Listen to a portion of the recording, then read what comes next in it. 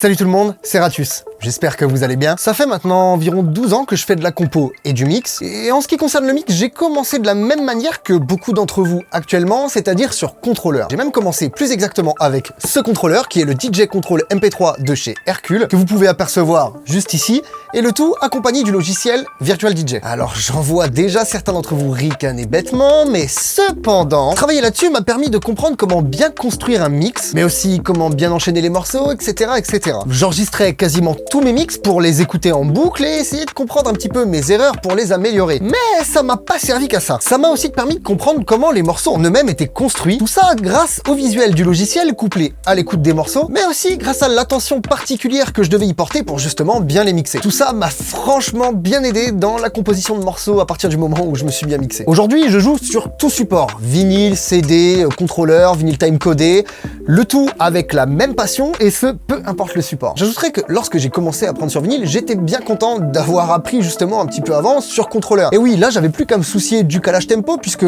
les autres techniques étaient déjà plus ou moins acquises. Bref, revenons à nos moutons. Comme vous êtes nombreux à me demander depuis pas mal de temps quel serait le meilleur contrôleur pour pouvoir commencer à apprendre à mixer sur logiciel, je me suis demandé quelles auraient été mes possibilités si je débutais le mix aujourd'hui avec les mêmes moyens financiers, c'est-à-dire moins de 100 € et si je voulais, comme ça, prendre un contrôleur. Du coup, logiquement, c'est tout naturellement que je me suis tourné vers la marque Hercule. Je suis rentré en contact avec eux et ils m'ont tout de suite parlé de leur nouveau contrôleur, le DJ Control Impulse 200, mais aussi le DJ Control Impulse 300. Ils ont eu la gentillesse de m'envoyer les deux versions afin que je puisse les essayer et surtout vous en parler. Pour cette vidéo, je vais surtout me concentrer sur le DJ Control Impulse 200, car c'est un peu celui qui est le digne héritier du DJ Control MP3 avec lequel j'ai commencé. Le DJ Control MP3 se vendait à sa sortie entre 80 et 95 € suivant les points de vente, tandis que le DJ Control Impulse 200 se vend actuellement 97 € en moyenne, ce qui donne une gamme de prix équivalente. Au niveau des accessoires, le DJ Control MP3 était fourni avec son câble USB,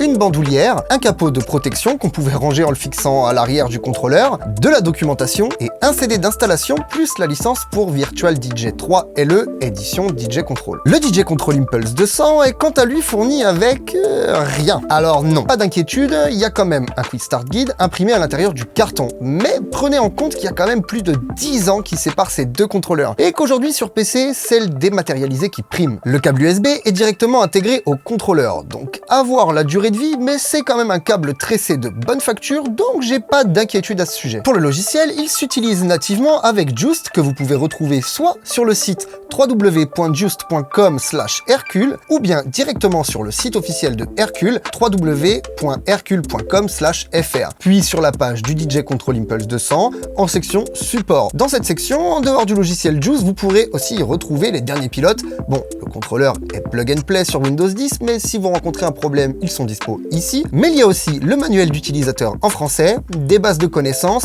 et des mappings MIDI pour DJ Pro 2, Virtual DJ Pro et Tractor Pro 2 et 3. Donc ça, franchement, c'est cool. Bon, pour le reste, soyons francs, la bandoulière qui était présente sur le DJ Control MP3, on s'en fout.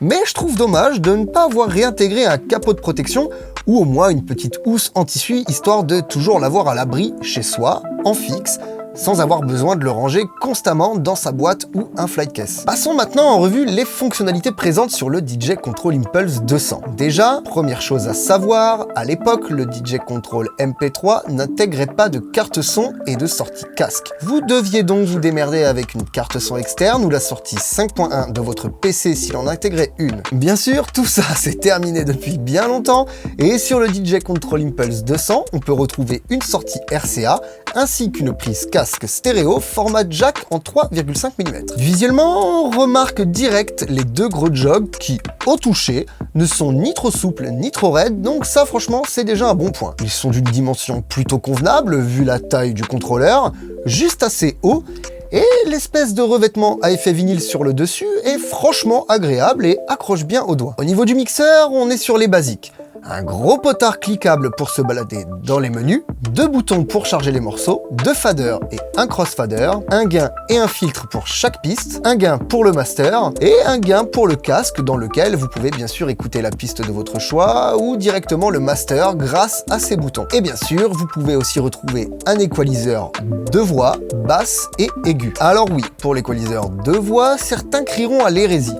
Mais quand vous débutez, c'est déjà bien suffisant, donc en cutant totalement les basses, en mettant les aigus au premier, au deuxième cran, et en montant progressivement le fader de volume, ça fait largement l'affaire quand vous rentrez un morceau dans votre mix. Vous pouvez aussi apercevoir ici un bouton Beat Match Guide, c'est justement là tout l'intérêt de cette série de contrôleurs, mais ça on y reviendra un peu plus tard. Ensuite, sur les côtés, on trouve toutes les fonctionnalités classiques des contrôleurs actuels, c'est-à-dire les play, pause, Q, synchro, mais aussi un contrôle des boucles, des pads pour contrôler les effets et le sampler, un pitch et un petit mode vinyle qui modifie la méthode de réponse des jogs. Revenons à ce fameux bouton Beat Match Guide présent sur le contrôleur. Alors, qu'est-ce que c'est que ça? Eh bien, c'est justement le truc qui m'a fait craquer sur la série DJ Control Impulse. Si vous observez bien, autour de ce bouton, on voit une impression qu'on peut retrouver à différents endroits du contrôleur, comme sous les jogs et à côté des pitchs, ou même sous le gros potard central du menu. Eh bien, cette fonctionnalité Beat Match Guide n'est ni plus ni moins qu'une aide visuelle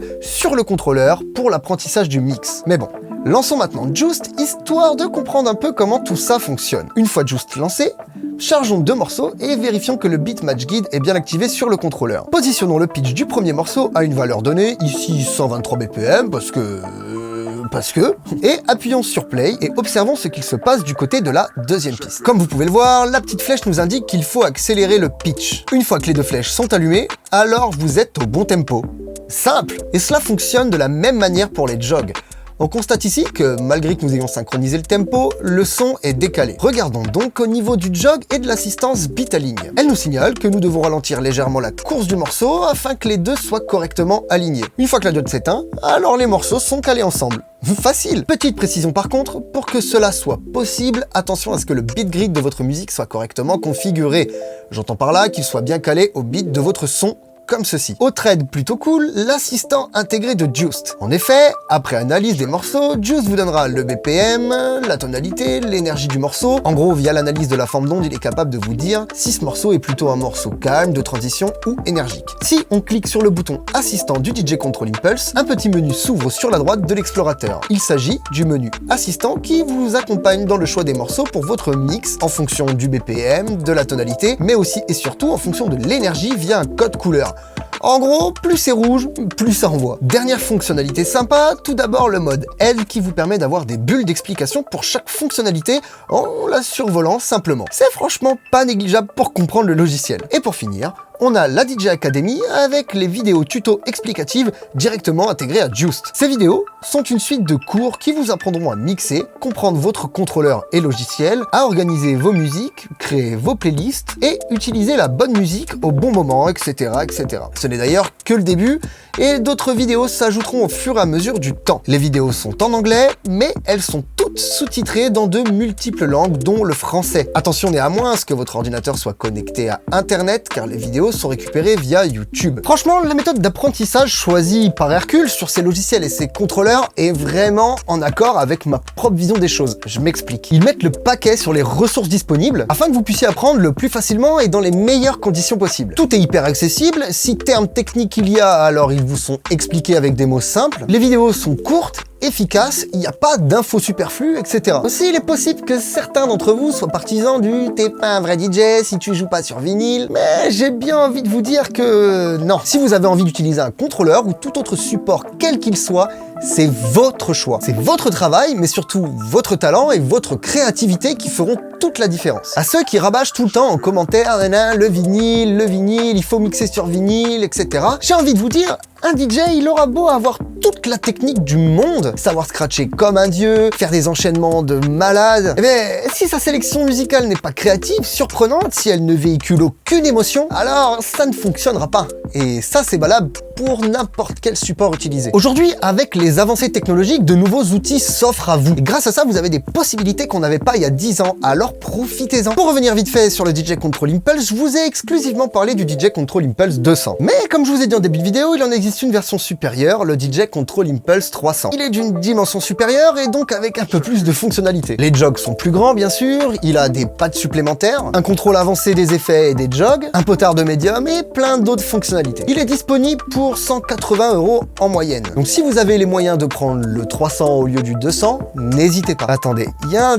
truc qui me trotte dans la tête. J'ai bien envie de tester ce petit Control Impulse 200 et en conditions réelles. Bon, perso, je mixe depuis longtemps, donc ce serait totalement useless, mais... Bon, allez, voyons voir ça.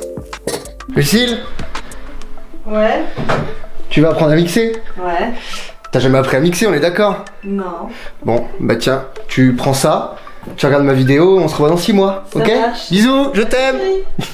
Je tiens sincèrement à remercier Hercule pour leur confiance et j'espère que ce partenariat durera longtemps. Encore une fois, j'ai débuté avec du matériel Hercule, j'en utilise encore. Et vraiment, l'approche qu'ils ont de l'apprentissage avec les débutants, c'est quelque chose que j'apprécie vraiment. Merci aussi à vous d'avoir suivi cette vidéo et attendez-vous à voir de temps en temps des petits tutos sur le DJ Control Impulse 300 et sur Just Popper sur la chaîne. Comme d'hab, je vous mets tous les liens en description, que ce soit pour acheter les contrôleurs, le site d'Hercule, Just, etc. Si cette vidéo vous a plu, alors n'hésitez pas à le faire savoir en lâchant un pouce bleu, en laissant un commentaire et surtout en partageant la vidéo, ça c'est super important. Abonnez-vous à la chaîne si ce n'est pas déjà fait, pensez à activer la petite cloche des notifications, pareil si ce n'est pas déjà fait. Dans la description, vous pourrez aussi retrouver tous mes réseaux sociaux, Twitter, Facebook, Instagram, etc.